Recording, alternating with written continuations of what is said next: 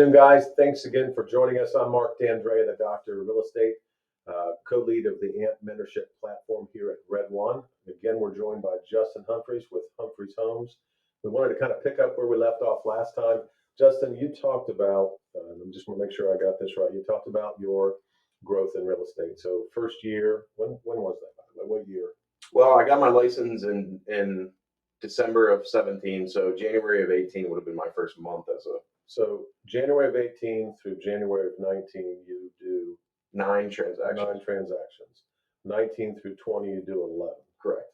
20 through 21, you kind of drop back a bit. Yeah, it was right during the height of the pandemic. Okay. All the changes that we went through. So sure.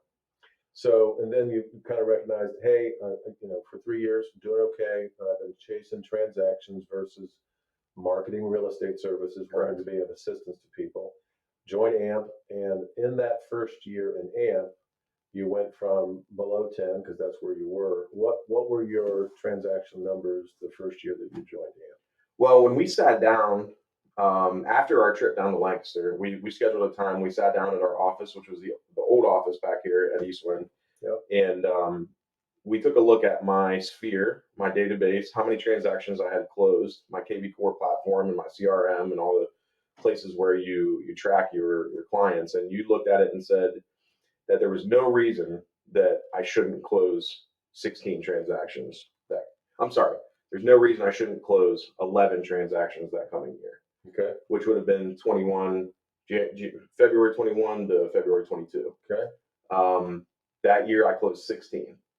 Okay. So we went from 7 to 16, from 20 to 21. So that was over 100% growth. Did I get that right? 7 to 16? Yep. Yeah, double your numbers. I'm actually fairly good at math, but I didn't do that well. So okay.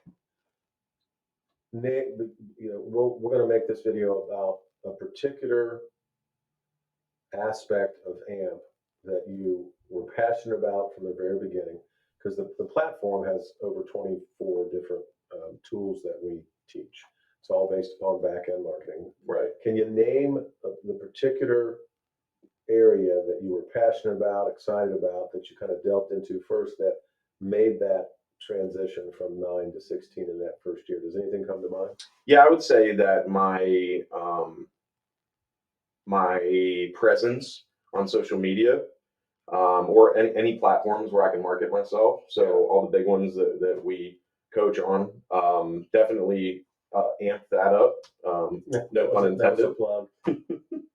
And then I would also say the close client follow-up. So the 30, 60, 90 day follow-ups, making sure that everybody's in my KB Core database, making sure they're getting blasts on their birthdays and on their anniversaries of buying, reaching out to them once a month with a newsletter. So that back-end marketing of really nurturing those close clients, I think, made the big difference for me at that time. Just staying connected. So let's talk about this for a second. We're business owners in real estate.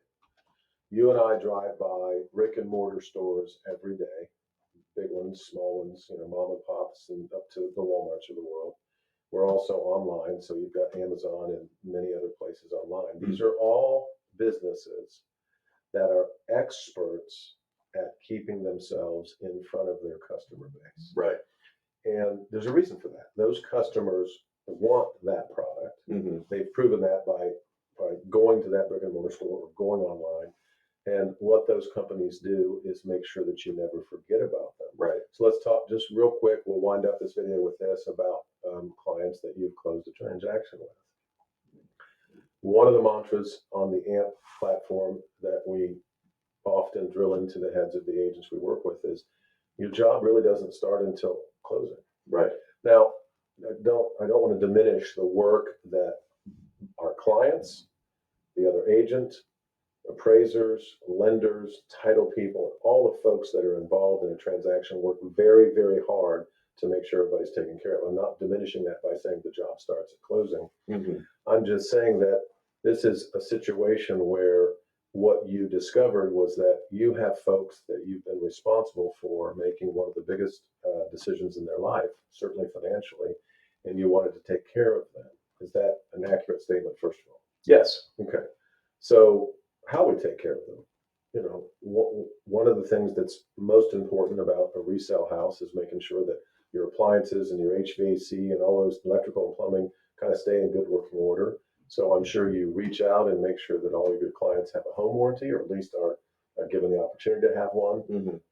Certainly, checking in after they move in, after they've taken a breath, give them a few days, but a phone call or maybe a text or email. I'd rather a phone call. I'm sure that's what you do. Just checking in to see how they're doing. Is that kind of what you're talking about? Yeah, I would say so. And just the asking for business. One of the things that you plug on a lot that kind of sticks in my mind is that, hey, you did a great job shepherding them through this purchase process. So you deserve the business. So don't be afraid to ask for it. Don't be afraid to reach out and ask for it. One of the things we'll wind up with this, one of the things that I talk to a lot of my family and friends and clients about is if they feel comfortable referring me to their family and friends and clients. And I always say, after I've asked them that, I promise I won't embarrass you. Because that's the responsibility you take on, right? Right. If you're going to refer somebody to me, you certainly want that person to perform well. So yes, it is deserved.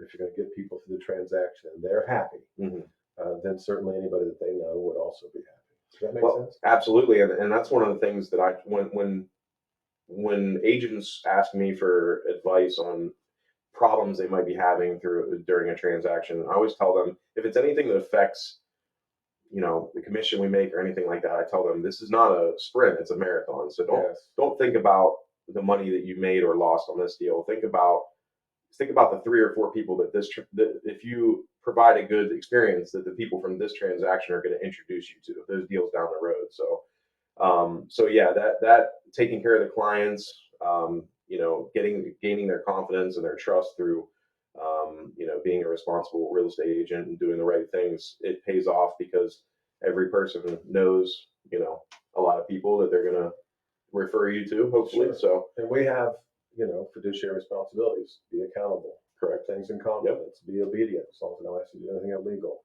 Loyalty, disclosure. I know that's said a little differently nowadays, but that needs to carry through all of your transactions and to all the folks that your particular clients refer you to. Right, and we run into things sometimes where maybe something has happened in a transaction where we have to pay or split the cost with the other agent to have something taken care of. Sure.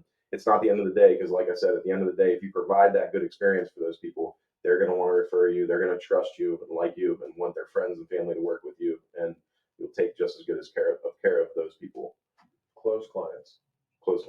Perfect. Yep. Guys, thanks for joining us here on the AMP Mentorship Platform Network. I appreciate it. Probably going to run through one more of these videos with Justin, because he's very, very busy. Justin, thanks for joining us today. I appreciate you. My pleasure.